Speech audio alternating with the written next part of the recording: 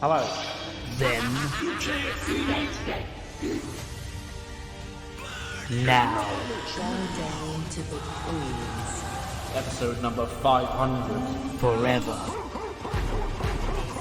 Looks like hell froze over. Without any more further ado, Together. let's jump straight into the show.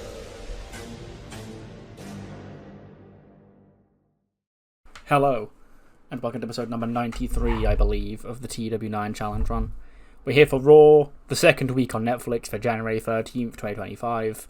Last week was the big Netflix debut, which saw the crowning of a new Intercontinental Champion. I haven't updated the thing down the bottom, it still says Jay White. It is in fact not Jay White anymore, it is Big Match John. John Cena kicks off the retirement tour by winning the Intercontinental Championship.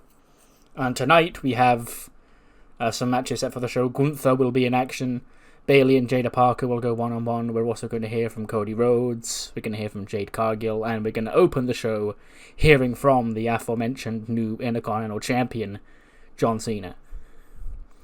So yeah, without any more further ado, let's jump straight into the show. Yeah, we get a video recap of what happened last week. And then we fade into the show. John Cena's music hits. He comes out. He opens the show. He comes out with the championship over his shoulder. The last time is now. And he slides into the ring. And he goes, "What is up, San Jose?" Last week was a big night for WWE. The official launch of Monday Night Raw here on Netflix. We saw many of the superstars of today and tomorrow and the past create an unforgettable night for all of you. Now, it's one thing to have the big debut on Netflix and present all these incredible moments and matches for people tuning in. Now WWE's got a new home. It's another to stand here the week after that big night when a lot of people, their curiosity got piqued and they're not sticking around anymore. That's why I came to the ring to remind everybody that the year 2025 is my last year here in WWE, here in wrestling. And I kicked it off in a hell of a way last week when I did something I've yet to do in my entire career. You see, all I heard, for the last months of 2024 was, "John, when are you gonna do this? Are you gonna do that? Are you going to do this? Are you going to wrestle this person or that person? Are you going to win this match, that match, yada, yada, yada, all this stuff." There was one question everybody kept asking. They said, "John, are you finally going to win that championship that you need to cement your legacy?" And I knew I had to win that championship to cement my legacy. And last week, I did it. John Cena, for the first time in my career, I am the Intercontinental Champion. Now, to a lot of my fans who have been here with me since the start of my career, no matter where you picked up with your career, whether it was 2006, 7, 8, 9, 10, 11, and I was on top that entire time. But there's a lot of you, a great portion of you who I respect just as much, who didn't, stick with John Cena for all those years. People who hated my guts for all those years. And those people didn't really come around until about 2015, 2016, when I sat here as the United States Champion. I let the current crop of WWE superstars hold the WWE Championship, while I was the United States Champion, trying to elevate everybody who wanted some and came to get some in my US Open Challenge. So let's make one thing perfectly clear. I may be retiring at the end of 2025, but that's December. Right now we stand here January 13th. 11 and a half months left. A lot can change in 11 and a half months. And this may be my final year, but this is damn sure not my final title run. Because I know all of you out there who want to see John Cena become Intercontinental Champion, there's something you wanted just as much. Maybe even a little bit more. And I'm going to be real with you guys. Number 17, I don't know if it's going to happen. I'm serious. I don't. I tried. I tried at WrestleMania 4 years ago, and I failed. I tried just last year against Swerve, and I failed. Every single time I challenge for number 17, I can't get the job done. So maybe this Intercontinental Championship, it's all I'm going to get this year. And if that is the case, I'll cherish this just like it is number 17. But you know, of all the WWE superstars, one of the most star-studded rosters we've ever had here in the company, attempting to become world champion, there's not really an opening for a guy like me to slide it and take that opportunity. You know, you got Mr. Money in the Bank running around here, you got King of the Rings, hell, you got the Royal Rumble. And he sort of pauses, and the crowd sort of like stirs when he says it, and he goes, "You have the Royal Rumble. The very match I've won, joint with Stone Cold Steve Austin as much as any man in the history of this company. I'm something of an expert when it comes to the Royal Rumble."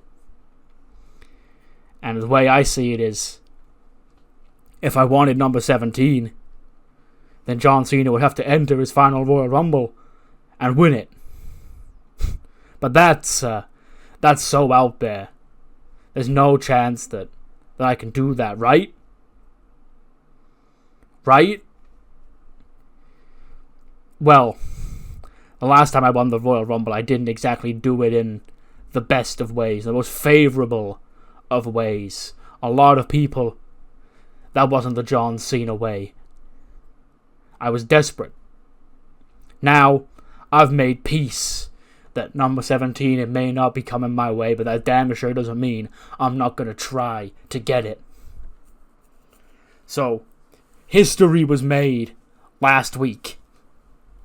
But the world tour is going to continue on. The retirement tour is going to continue on. Because when my career is over, we're going to make even more history this year. And the next piece of history comes February 1st.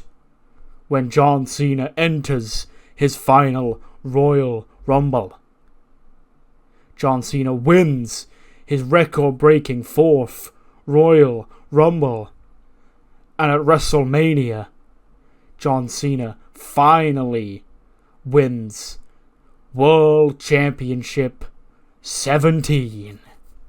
All while keeping this championship and the prestige of the Intercontinental Championship high.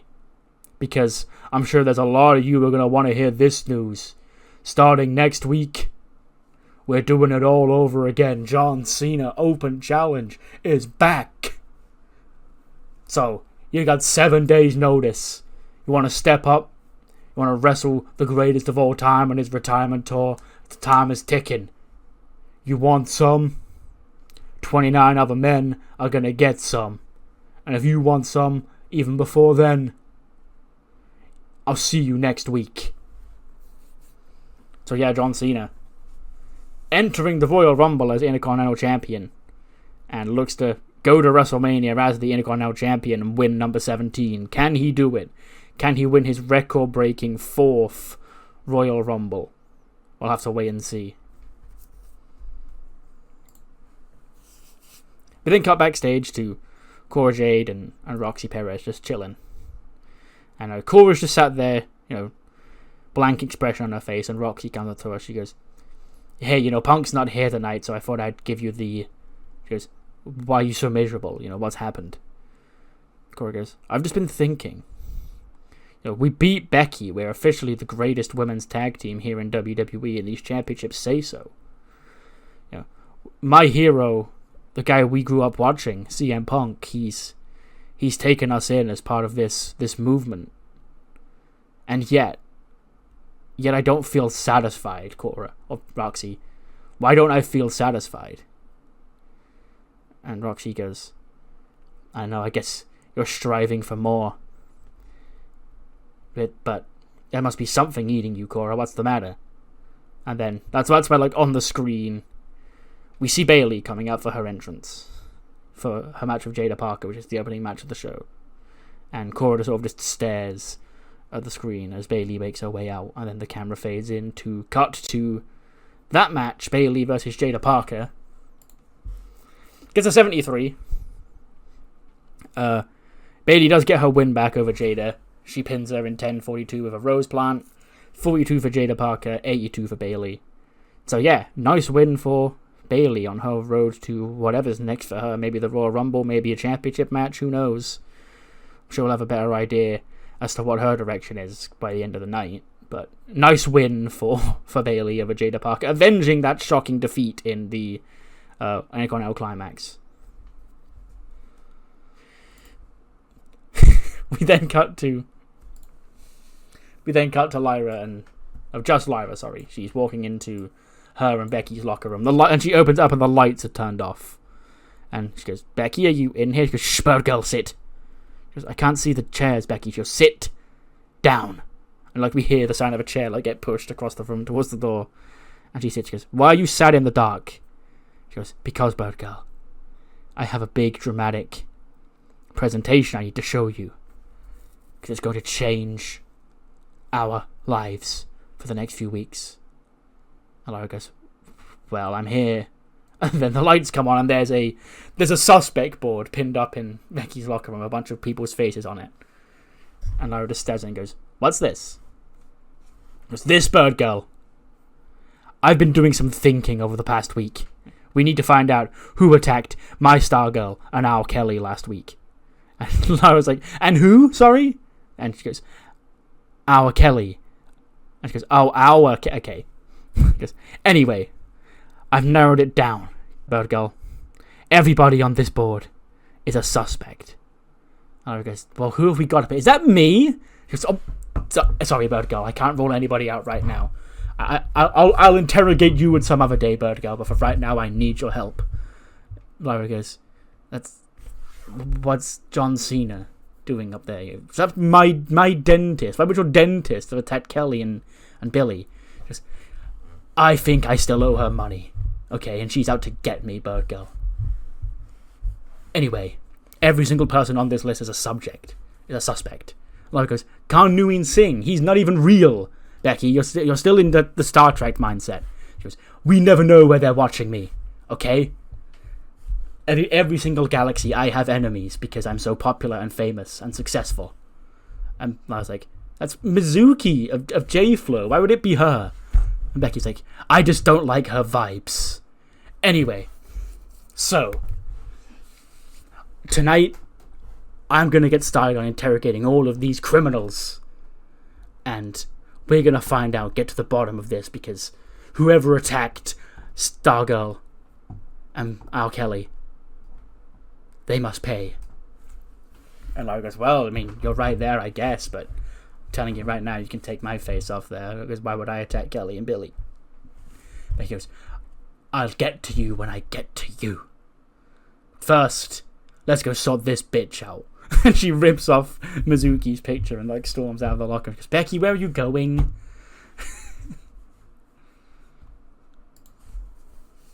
Now you get an interview.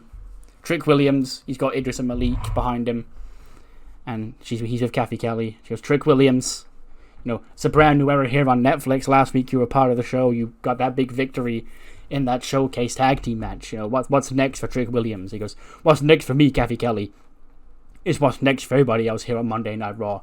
You see, it's January. The road to WrestleMania is upon us. And I'm planning on getting my ass to WrestleMania, no doubt about it, just like everybody else on this roster is. But with 30 spots in the Royal Rumble match and a roster so stacked as this, Royal Rumble opportunities, they don't just get handed out unless you're like John Cena. So, I'm going to make a name for myself. I'm going to make a statement tonight, Kathy. You see, Gunther, World Heavyweight Champion, he said he's going to be in action tonight. And this is your official notice. I'm stepping up. Trick Williams is going to put Gunther on his ass, and I'm going to go. I'm going to go to the Royal Rumble. I'm going to win that Royal Rumble, and I'm going to punch my ticket to WrestleMania, and I'm going to become WWE Champion." That's when Ludwig walks into frame, and he goes, Well, a very, very bold statement from a funny catchphrase, but unfortunately for you, Trick, there's one person on this roster that you can't whoop, and it's the Ring General, Gunther. You see, Trick, Everything about you infuriates a guy like the Ring General Gunther, because you're exactly the sort of professional wrestler that these people lap up. They sing your chants and they'll dance to your music, but at the end of the day, Trick, can you back it up? And that ring, when the bell rings, we'll find out tonight. The Ring General accepts. So yeah, Trick Williams will be Gunther's opponent later on tonight. 74. Just a quick match for Montez Ford. He gets a win over Tony D'Angelo in 10 minutes and 20 with a frog splash. 79 for Montez Ford, 54 for Tony D'Angelo. So yeah, Tez, nice little win here on Raw. We then cut backstage to Bayley, and she's happy after her victory when she hears "you bitch," and Mackie and the rest of J-Flow walk up to Bayley, and Bayley goes, "Look, I'm sorry, okay? I know I lost last week." And he goes, You promised me championship opportunity and you blew it. But he goes, "Listen, okay, I've been hard on myself, okay? I don't need you getting in my face and rubbing it into me, okay, Mackie? Like, listen, I'm sorry I couldn't get the job done, but if you want a shot at the Intercontinental Championship, you might have to earn it yourself." I know that's a tough ask, apparently, since you haven't really earned much for yourself at all in recent months, or years, in fact, but, you know, it's kind of hard on me too, that I blew my opportunity. So I appreciate you for beating Jada, and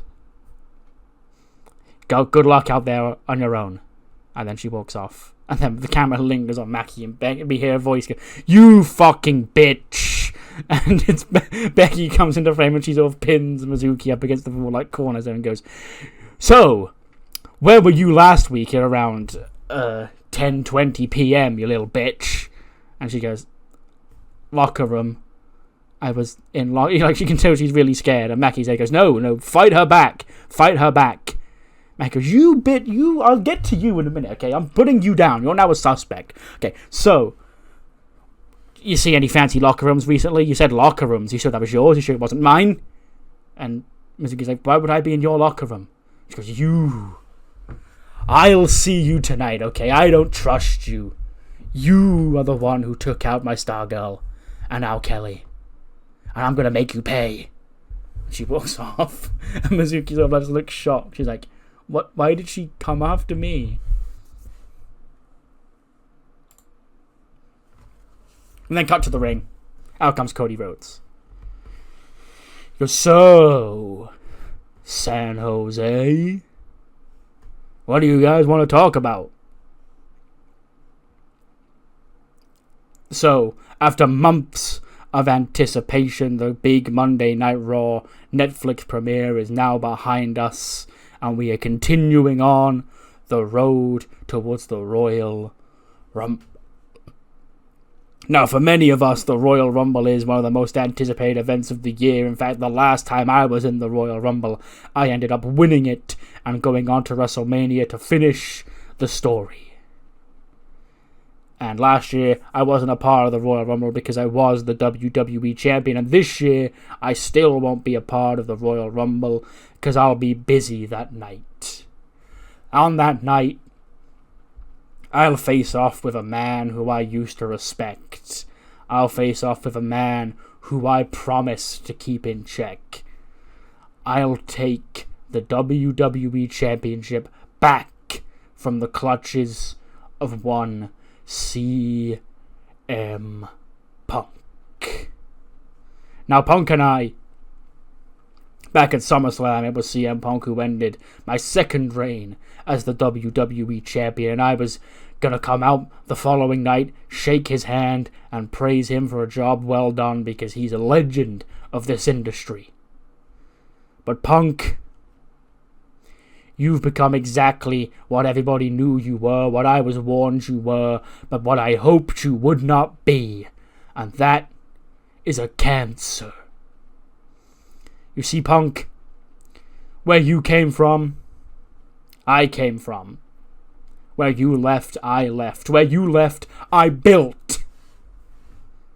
So I've got a lot of friends in places in this industry, and they warned me of the second that you came back at the Royal Rumble. They said, "Hey, Cody, don't trust that guy. He's bad news."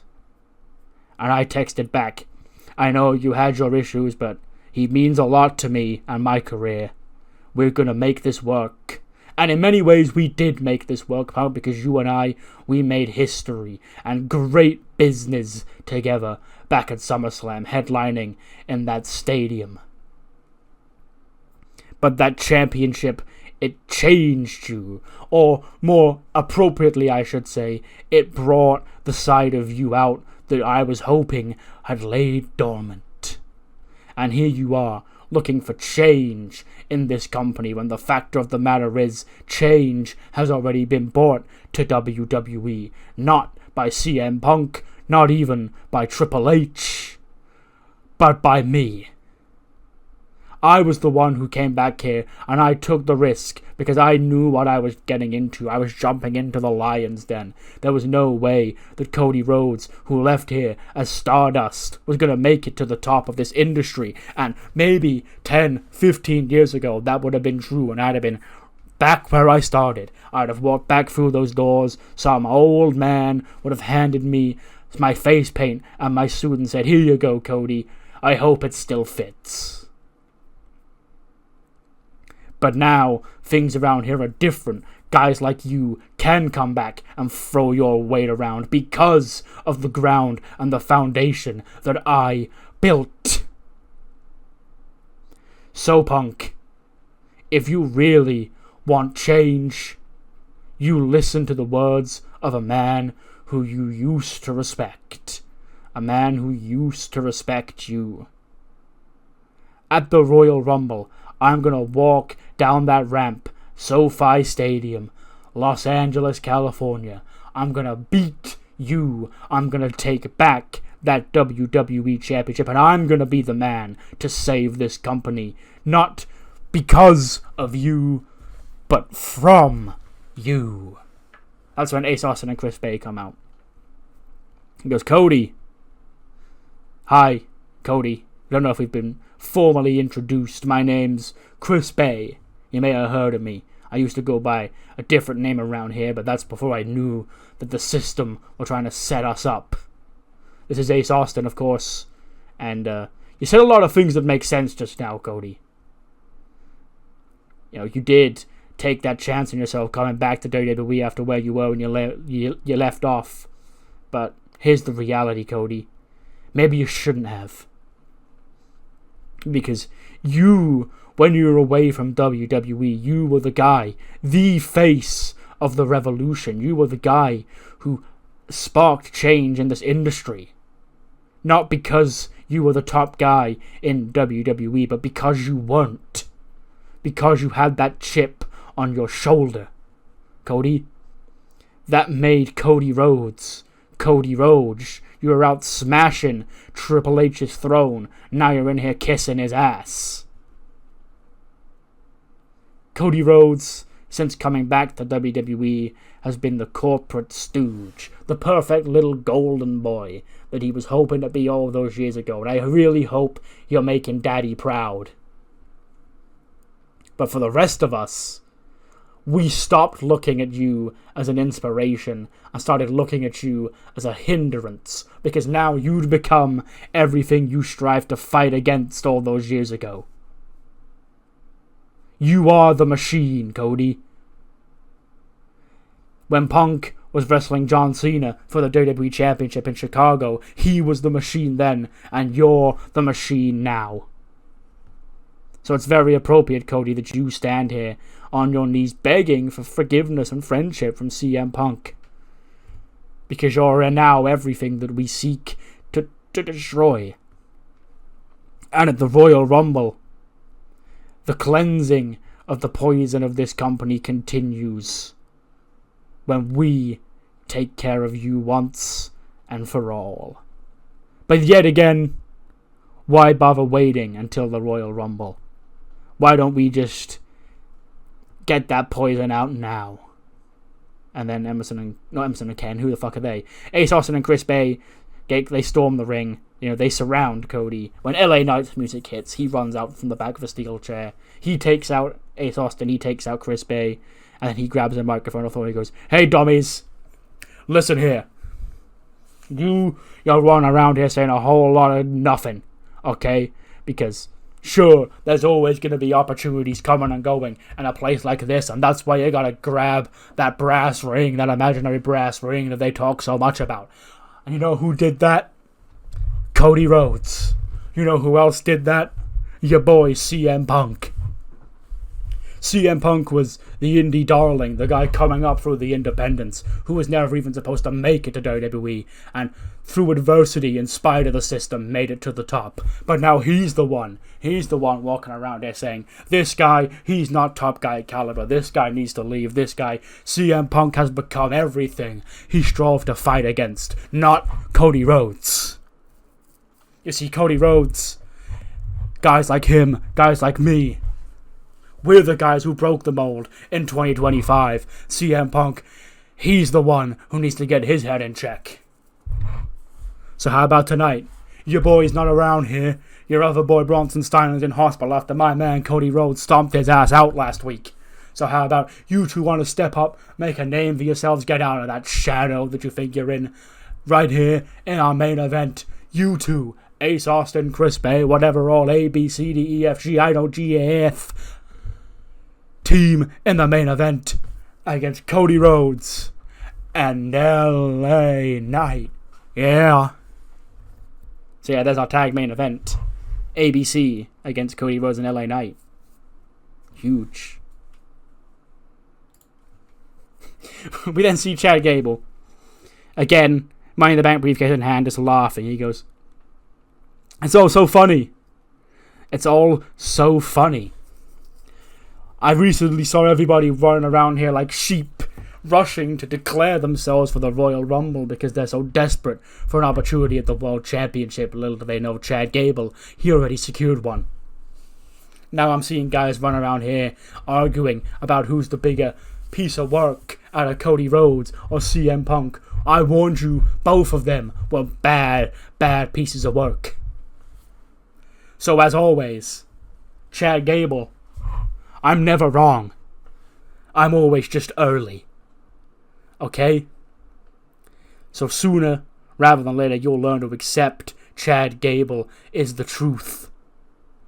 Chad Gable is WWE. And the one who holds the key to make this place better, for the better, is Chad Gable.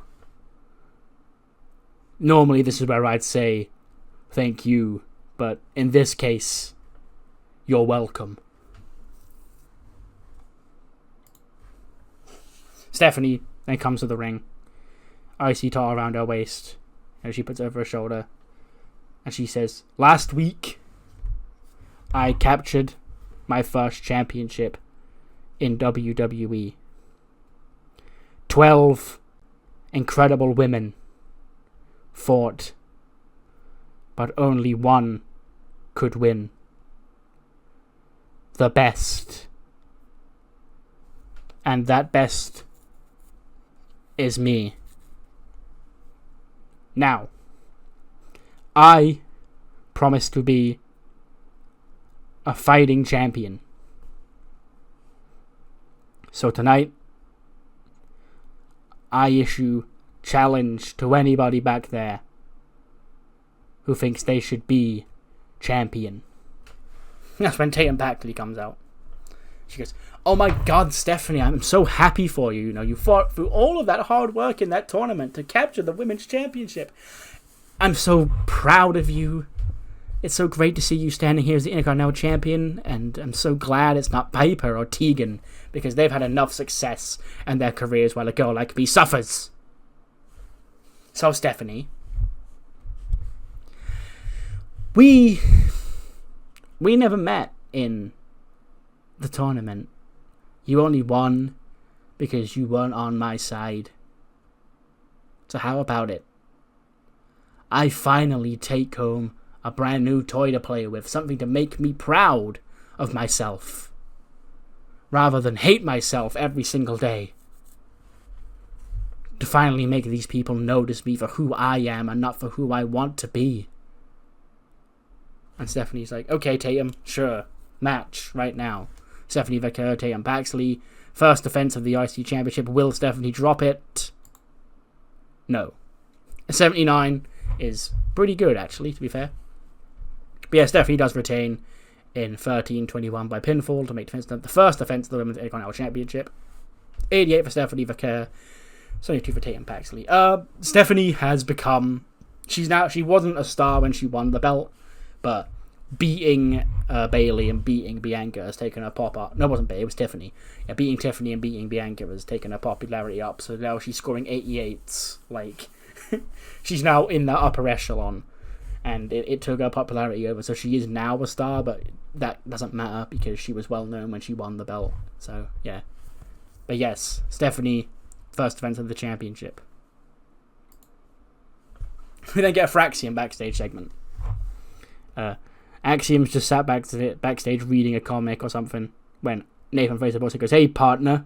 And he goes, hey. He goes, so, last week was a big succession of this big Netflix debut. I was so lucky to actually be featured on there because, you know, I've only been back here for a cup of tea and I didn't really think I was going to get a spotlight on an event like that. But we did win and we technically have a victory over the tag team champions now.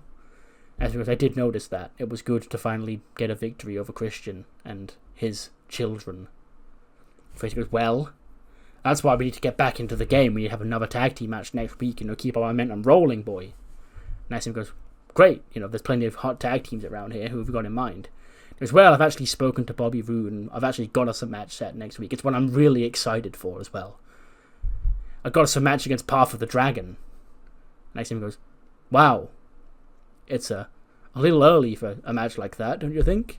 And he goes, of course it might be, you know, but just think about it. If we can beat them, what would that do for us?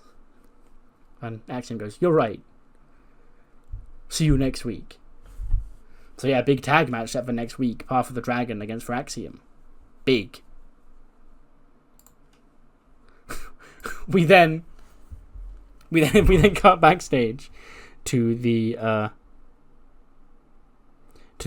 catering area, and we see Wes Lee. He's arriving, and he pulls a very suspicious looking item, let's call it, out of his coat pocket. You know, we're on Netflix now. Let's push the boundary for what we can do. So he pulls out, let's call it a sandwich, and he puts it in his mouth. And that's when Dijak walks into frame and he smacks it out of his hand. And he goes, hey man, what the hell? And Dijak goes, listen, I know we're on Netflix now, but I can't walk around and let you do that in our locker room. But he goes, well, who are you, CM Punk? And he goes, no, I'm a bigger authority on justice than CM Punk. And Wesley goes, okay, bro, it's just a bit of fun. It's a bit of plan. You know, it's not going to hurt you. Dasher goes, I'm not worried about it hurting me. It's just, you need to check your attitude at the door, kid. You can't just do whatever you want to do in our locker room. Because a guy like me is around here to make things right. So I better see you fix that behavior or we're going to have a problem around here, Wes. And he walks away. And Wesley's like, alright, sure. Okay, big man. 90. Oh, let's go, Trick. Gunther, again, carries Trick Williams to the best match of his life. He pins him with a golden bomb in 13 minutes and 18. 95 for Gunther, 76 for Trick. And yeah, big win for the Ring General. His first victory on Netflix. And he's going to let us all know it. After the match, he takes the mic and he goes, look at that. Guess I whooped that Trick. Because you see, Trick, you are an imbecile. Just like most of the other people in this damn company are imbeciles. Last year, I won the Royal Rumble match. And I went to WrestleMania. And I was beaten. But this year, 29 other men, I don't care who they are, John Cena in his final Royal Rumble, Daniel Bryan in what may be his final Royal Rumble, Roman Reigns. I don't care who you are. You're getting stomped out, your ass beaten, and thrown over the top rope as the Ring General looks to make history. Go back to win Royal Rumbles and get back that WWE Championship that I had stolen from me months ago. So yeah, Gunther with a threat to everybody else in the Royal Rumble. We'll see Cody Rhodes and LA Knight having a chat backstage, and he goes, "No, I appreciate you coming out there tonight." He goes, No swearing at Cody, you know. These guys, CM Punk and his cronies, have been walking around here too loud for far too long, okay? Outside house main event, I may have come up short in taking that championship back from him, but you're damn wrong if you think LA Knight's gonna go out swinging. So tonight, we gotta put those ABC boys in the dirt. And then that's when Buddy Murphy and Damian Priest walk in. And they're like, hey, you know, these ABC guys, we've been dying to get our hands on them ever since they betrayed the grand jury and left our flock. So, we'll be overseeing you tonight. If you ever need the help, if Bronson Steiner appears, if Punk appears, we won't be too far behind. And Cody goes, thanks, boys, but I'd rather we do this by ourselves. We don't want to stoop to Punk's level.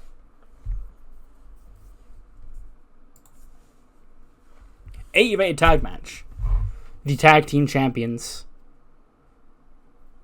Lexis King and Dirty Dom, defeat Idris and Malik in 9 minutes and 23. Dirty Dom pinning Idris. 91 for Dominic, 62 for Lexis, 54 for Idris, 59 for Malik. Yeah, we brought them back recently, so let's get them factored into tag team stuff. They're like a fun babyface tag team to have around. But yes, Christian's boys, his sons, pick up the win here tonight. After the match, Christian grabs the microphone. He goes, San Jose, California, please shut your mouths while I try and conduct my business. Last week, myself and my sons were thrust into this 8-man tag team showcase match because they knew who the real superstars were that the Netflix executives wanted to see, and that's me and my incredible children, Dominic Mysterio and Lexis King. Now what you just saw tonight was the next great display of tag team greatness from both of my sons. But the Raw tag team division, it's been heating up here in recent weeks. The former champions par for the Dragon, they seem to want their championships back. You got Fraxium around here who think they're entitled to the championships. You've got these ABC guys who think because they hang around with CM Punk that they're next up. You got the other grand jury flock members who think that because ABC are in line for a championship shot, that they also deserve one. You got these Idris and Malik kids who think they can step to the champions. Well, let's know this. None of these other tag teams have an incredible father figure to look up to like Dirty Dom and Lexis King do. So they all want to swing. They're all going to miss because these championships are as good of a part of a family as Dirty Dom and Lexis King are to me. They may as well be my third and fourth sons. And till death do us part, we're not letting them slip.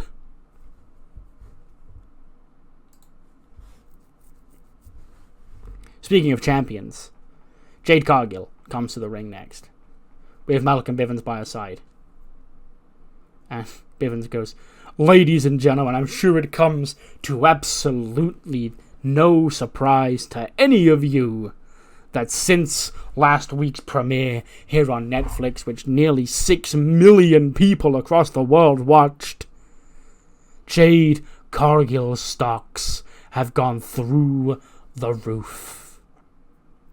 Because you see, this bitch right here, Jade Cargill, this Amazon, many people locked eyes on her for the first time last week, and they all had the exact same verbiage and words that I said the first time I laid my eyes on Jade Cargill.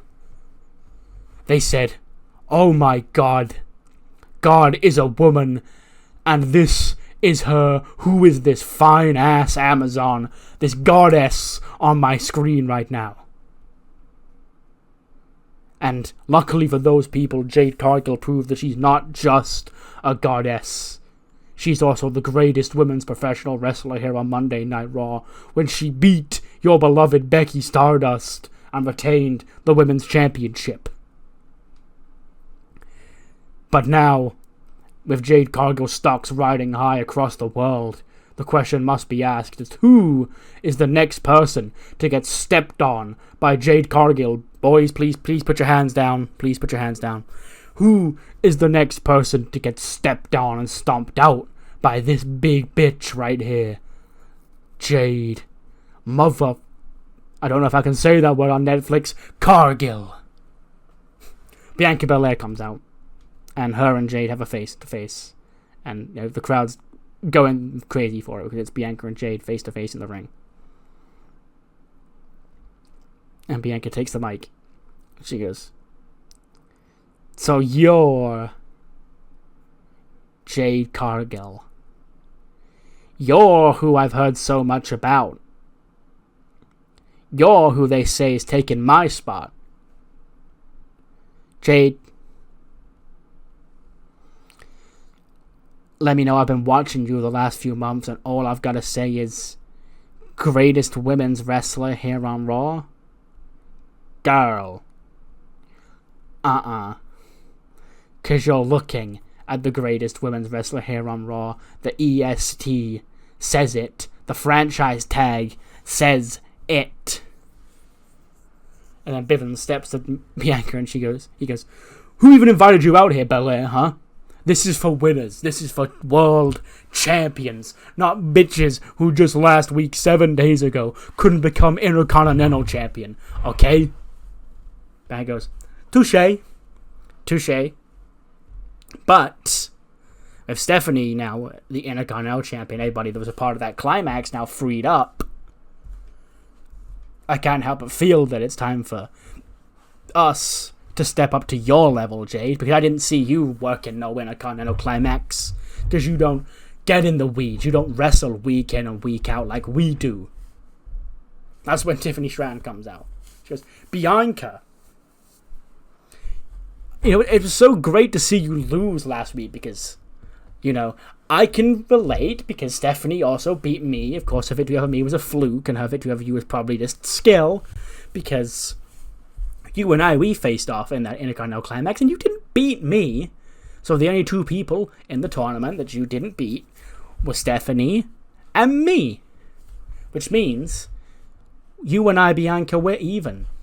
So if you want to step up to Jade and take her championship, well, I think it's only fitting that I do the same." Bianca goes, "Tiffany, nobody invited you out here, girl. Okay, this is champion business. You haven't done anything. You've not even won a championship here in WWE. Jade, she's been Liberty champion. She's Women's World Champion. Now me, I've won the Royal Rumble main event at WrestleMania. Multiple time Women's World Champion. You don't belong on our level." That's when Bayley comes out. She goes, whoa. Multiple time WrestleMania main eventer, Women's World Champion. Bianca, are you talking about me? Now, last week, Bianca, congratulations, you beat me.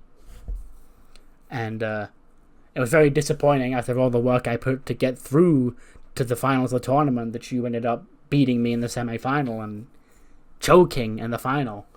But I beat Jada tonight, a victory that was long overdue after she beat me in the first match of the tournament. And quite frankly, before last week, nobody had better momentum than me. So if anybody's going to step up next to Jade, it's going to be me.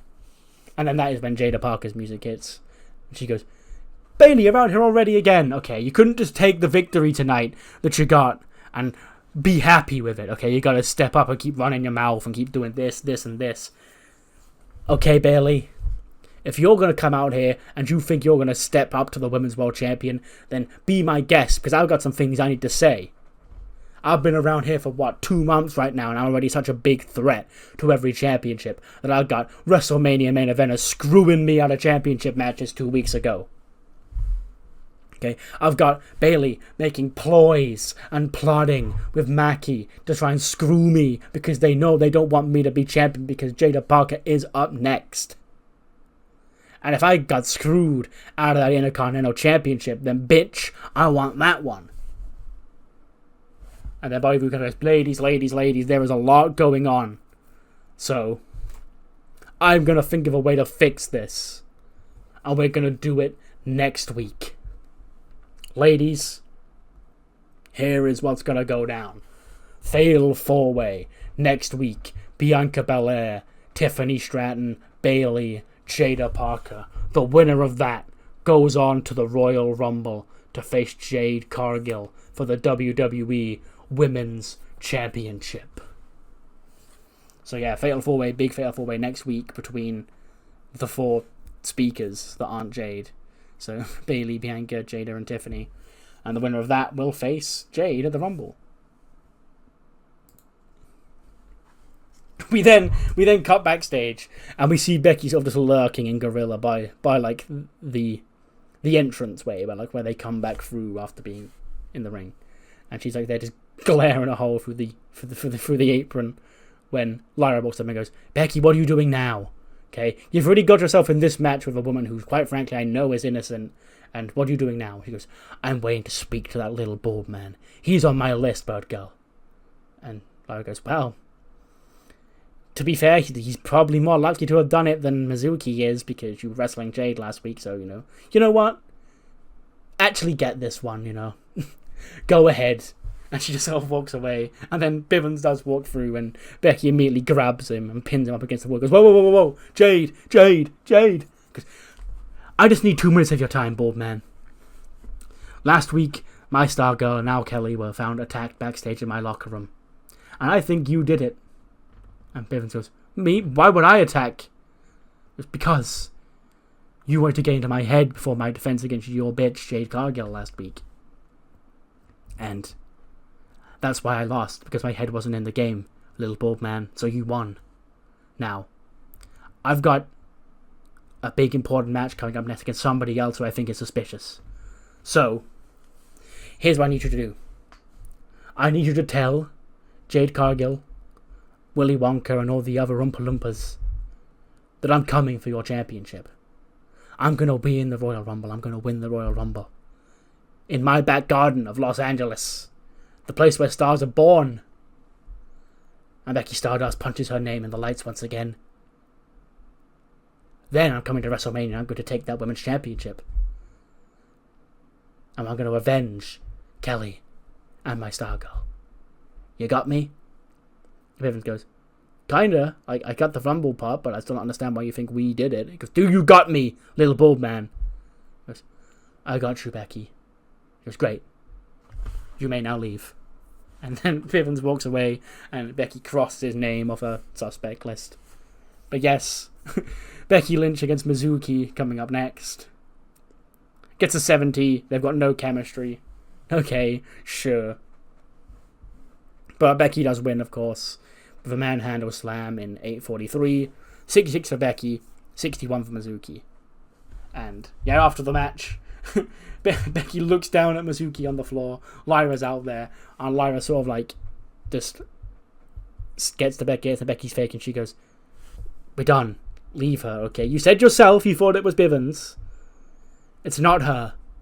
I don't even understand why you thought she was a suspect." And Kate sort of glares down at Mizuki as she gets to her feet, and she goes, I don't like her vibes, like bird girl. She goes, you've said that, but come on, that's not a reason to suspect somebody of attacking Kelly and Billy. Come on, let's go. And Becky just glares. She like does the little like pointing to her eyes thing at Mizuki as she walks off, like, I'm keeping my eye on you, bitch. But yes, I think we can rule her out as a suspect. Next week, some big matches set for Monday Night Raw, including the return of the John Cena US Open Challenge, but this time it's not the US title, it is the Intercontinental Championship. John Cena will make the first defense of his Intercontinental Championship. Will he lose it in his first defense? Who's to say, but it will be going down next week here on Raw. Plus, a fatal four-way to determine who's next up for the WWE Women's Championship as Bianca Belair, Bayley, Tiffany Stratton, and Jada Parker face off. The winner going to the Royal Rumble to face Jade Cargill for the Women's Championship. And a big tag team matches. One of the greatest tag teams of our generation, Path of the Dragon. Back in action, they face the hot new up-and-coming tag team of Fraxium on next week's episode of Raw. But yes, we do have more confirmed entrants into the Royal Rumble matches. The first being on the men's side. The greatest of all time, John Cena, will enter his final Royal Rumble match on February 1st. He joins the already announced field, which includes Roman Reigns, Gunther, Daniel Bryan, Drew McIntyre, and Jacob Fatu. And on the women's side, Becky Stardust, the 2019 Royal Rumble winner on the women's side, joins a fairly stacked lineup for the women's side as well, which has Io Sky, Candice LeRae, Blair Davenport, Nova Nebula, and Ember Moon on it. Before the main event, we see Jay White. He's backstage, and he goes, I almost forgot what this felt like. The King Switchblade Jay White, almost naked back here at my Intercontinental Championship. John Cena, congratulations. You finally did, after 23 years, something that I did in 6 weeks. And that's become Intercontinental Champion. I hope you're proud of yourself. Hope your family's proud of you, John. Hope your fans are proud of you for finally winning a championship that nobody really wanted you to win in the first place. You just felt like stealing my moment from me because I upstaged you. But, John, you're going to be in the Royal Rumble, I hear. Your final Royal Rumble for John Cena. It would be too good to be true if you won that and got a championship match at WrestleMania, right? Right. That's why I'm in it. And I'm going to personally stop you going to WrestleMania. So yeah, Jay White also confirming himself for the Royal Rumble match. Oh! 99 rated main event. Fucking yes. Cody Rhodes and LA Knight do defeat ABC when Cody pins Chris Bay over Crossroads. CM Punk is not here, so he doesn't actually come out. But Priest and Buddy Murphy do come out anyway, which kind of, you can see, kind of frustrates Cody and LA Knight, because they did say, we don't want to do that. So LA Knight, gets outside, he's like, tells Priest and Buddy to go away, and gets wiped out, I guess, by Ace Austin. But in the end, Cody can overcome Chris Bay and pins him with a Crossroads. 87 for LA Knight, 96 for Cody, 87 for Chris Bay, 93 for Ace Austin. And yeah, that ends Raw, the second Raw on Netflix, which gets us a 89, because that was too much Jada Parker. Okay, whatever. Sure. What matters more is what you thought of the show. Do let me know in the comments below. I'll see you on the other side for Heat. The first Heat of 2025, actually, because we didn't do a Heat last week. Heat kicks off with a fucking 85 rated tag team match. Yeah, this is one of those things that are like, oh my god, you never guess what happened on Heat. There was a fucking tag team banger.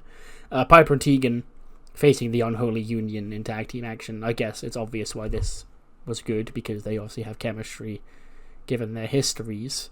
But yeah, Tegan and Piper do win. They had no match on Raw this week, so I just wanted to get them on Heat, give them a big win, and it was a very good match, so it was probably worth doing. Yeah, they pin Iona Webb with... Well, Piper pins over Michinoku Driver in 12:38. 84 for Piper, 76 for Tegan, 65 for Iona Webb, 80 for Alba Fire. So yeah, nice little tag team opener to open Heat. We then cut backstage, and Maki is standing in front of Mizuki, and she's ranting to Chelsea Green. And Chelsea goes, wait, she did what? And she goes, yeah. And she goes, man, you're so lucky that, or she's so lucky that I'm not on Raw, because I'd have sorted her out right for you. And then Lyra walks into frame. She goes, hey, are you talking about who I think you're talking about?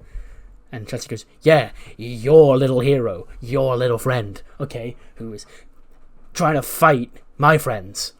Because, she goes, listen, I know. Like, to be quite honest, I don't understand what went through Becky's head. Why Mizuki, of all people, was a suspect on her list. So I just, I wanted to cooler heads prevailed, wanted to just make sure that, there's no heat on us, and you're not suspicious of us for anything. I don't understand why Mizuki was even a suspect. And he goes, no, you hurt my friend, now I'll hurt you. And he goes, well, I tried to solve this reasonably, but if you want to fight, I don't mind fighting. Chelsea goes, yeah, you should do it tonight. My friend Mackie is going to put you down. Okay, that'll be a message to Becky. Maybe next time it will be Mackie who takes your friends out, because you've pissed us off now. You've pissed off the wrong group of J-pop idols, Lyra, Bird Girl. So yeah, Mackie and Lyra is our Heat main event tonight. 59 rated match. Ivy Nile gets a win over Ren Sinclair. Just a nice little short Heat match. 63 for Ivy, 40 for Ren. And yeah, after the match, Alicia Sanford gets into the ring with Ivy, and she goes, Ivy Nile, big win for you tonight here on Heat. It's been a while since I've seen you around here, what's going through your mind? And Ivy goes, Heat has been a stepping block for many of the greatest careers here in the women's division in the past few years. We saw Candice rise from Heat to WrestleMania main event. We saw Ember Moon. We saw Ruby Riott. I want to be the next. This brand is the stepping stone to greater things in my career. My career has not gone off to the best track in the past few months, which is why here tonight you're seeing the rebirth of Ivy Nile. Heat will be my show, and soon you're all gonna feel it. 61, just another little tag team match to get some tag team stuff on the show. The Page Sisters pick up a win over Rizzo and Elektra Lopez. Kenzie pinning Elektra in 7:13. 55 for Kenzie, 55 for Kylie, 64 for Elektra, 36 for Rizzo.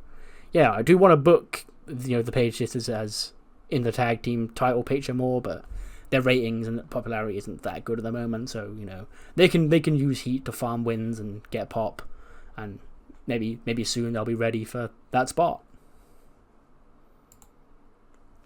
An 82 rated main event. Lyra does defeat Mackie in 16:28 with a guillotine.